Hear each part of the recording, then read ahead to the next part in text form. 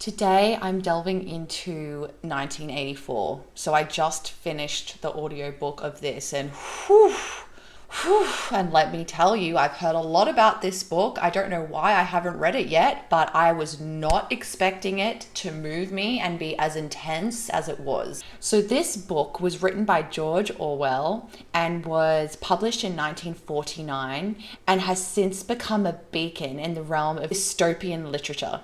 It's set in a totalitarian society where ultimately one party and its leader, Big Brother, Satan, is controlling. This book was definitely meant as a warning for the future. It feels uncannily prescient, echoing many day facets of our present day society. So as we dive deeper into my thoughts and how close George Orwell was to what I believe the truest realization he could have come to, it's essential to remember that no matter what I think, or what other people think about this, he did mean this as a cautionary tale. So even if I believe that he believed in some of the things or some of the ideologies that are ultimately going to lead to what he's warning against, he is still warning against them. He is urging readers to guard against any encroachments on their freedom and by the government or society, and what will eventually happen if we do allow that. And I think today we have a lot more evidence of what really can lead there, especially looking at other countries. And many people don't want to look this in the eye or don't really want to believe this or don't want to ultimately see the truth of why we're heading this way. So first of all, I have to comment on his fantastic writing style.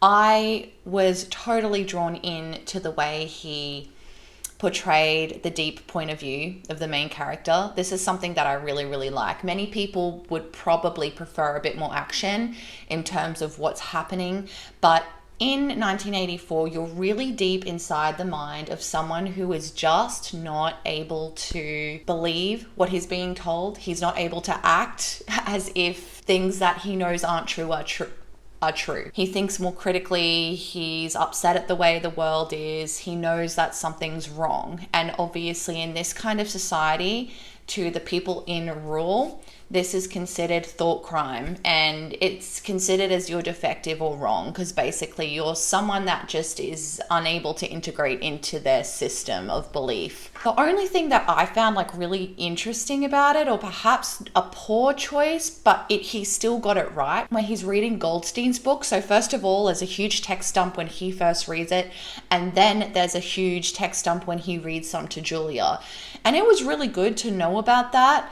I think most writers would say it would be better to find other ways to put that information in as opposed to text dumping. But I mean, it works in the context of the whole novel because it's basically knowledge that's been kept secret for him. It's almost like the knowledge and the truth is being fully revealed. The only way that would have happened was getting a hold of this book, which at the end of the day was created by the party as well. Not everyone might agree with this, and I really do think it depends on, I think it really does depend a lot on what you see as truth in the world. Having come from a New Age background myself and now believing in God and having my eyes open to the fact that God is the truth, I can see clearly why there's one camp that believes certain things and one camp that believes others. But I really do see a striking similarity to what's going on today with our political climate, because it is almost as if the media moves more and more towards fake news, telling us the wrong thing. We're more and more moving to a world where politicians now just blatantly outright lie to us and people don't even realize it. There's a huge portion of people who believe it. Then there's a huge portion that thinks it's a conspiracy theory, even when there's evidence for it. There's a whole host of very insidious language change that's going on. Is a prime example of how these people change the language. These people that are moving more towards the sides of hurting us and hurting our society and breaking down the structures that God put in place to keep us happy and healthy and thriving. It talks about newspeak, about the way you have to change so much language in regards to getting people to better be able to adhere to a particular belief system. I know that they do a lot of this in North Korea. They don't even have a word for love, and I think it's the same in 1984. And in 1984, they're trying to move society more towards hate and suffering. And in North Korea, it's the same. It's one political leader. They change all the language and do a lot of propaganda. The experts tell you, and everyone just believes what the experts say, even though they're telling you a human being is a god and that your rights as a humans are nothing, doomed to a life of slavery and hunger.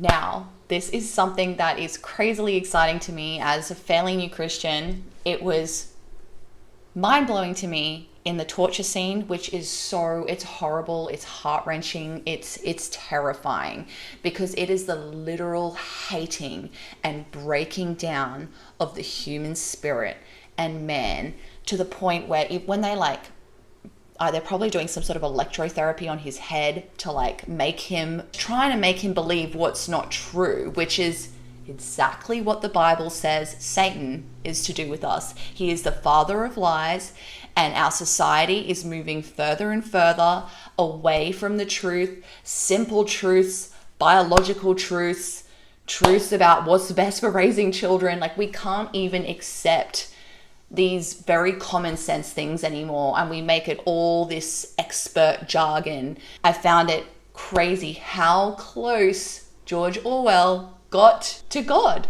to the realization that this is all about God and Satan and what happens when humans stray away from God. And the party member is telling him how they're just going to make the world worse and worse and worse, more about suffering, that the face is there for the boot to trample on it, that freedom is slavery, hate, power, because that is what they want. They want to just make life unbearable.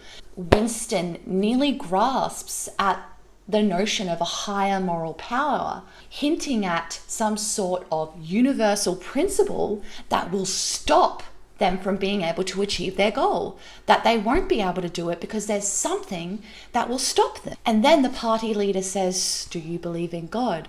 And this is a critical moment, because you can see that this is George Orwell's belief almost. Winston ends up saying, "No, I don't believe in God, but there is something that will stop you, the human spirit." And you can see that it is George Orwell's belief that ultimately this won't be allowed to go on, that there is something that will stop it, that humans are so faulty and power hungry. He gets into the power issue there, which is really just sin, that this is going to slowly creep into our society. It will slowly get worse, and worse. But he thinks it's almost the power of humans that can overcome this, which the power of humans and the sin of humans is what gets us into this in the first place. And it is Satan that hates us so much that he wants to create this society where us beings, daughters and sons of God, are trampled upon and are in suffering, because he hates us and he hates God. It really made me think about the biblical representation of what we as humans and society in the world is going to look like when we're under dominion from Satan. We are just vulnerable to complete corruption, and without his spirit, we aren't able to overcome it. And that even goes into the ending of the book, the ending of the book is just chilling, because it's him looking up at that billboard of Big Brother and realizing, finally, after all that torture and everything that happened, finally, this brilliant mind had been overcome. And he looks up at the billboard and he says, "I realize I love Big Brother." And where's that human spirit that George Orwell was talking about or hinting at? Ultimately, if we don't have God, when it gets to that point, we will be corrupted and we will be under his control and under his rule. And we need God's saving grace. We needed Jesus Christ to help us with that and to save our souls, no matter what our physical bodies will go through in this world when it begins to move closer towards what Satan wants it to be.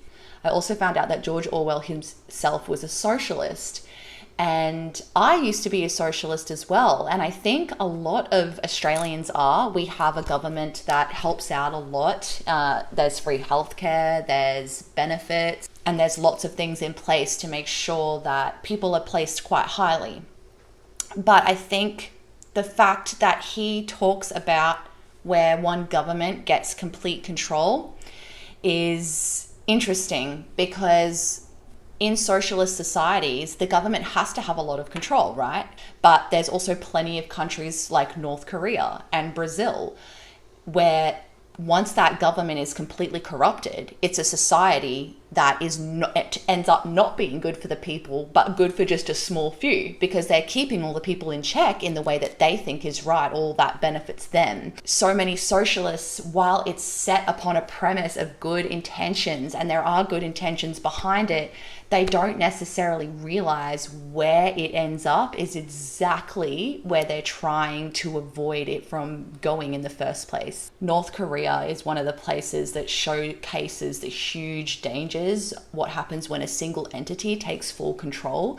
And they call themselves socialist. And communism is a little bit like this too. While it's founded on good intentions, trying to make everyone equal in that way, it doesn't work, because there's always going to be a select group that want to be outside of that and will compete, because that's how we naturally are as humans, and take full control. With my concluding thoughts, the ending of 1984 was perhaps one of the most unsettling parts about the novel for me. Winston's eventual surrender to corruption is a chilling reminder how vulnerable the human spirit is when it is oppressed, or when it is placed under those sorts of circumstances, such as torture. And in a world that is ultimately in the grip of a malevolent force, whether you want to see that as Satan or not, whatever your beliefs are, the human spirit devoid of divine guidance or some universal principle faces inevitable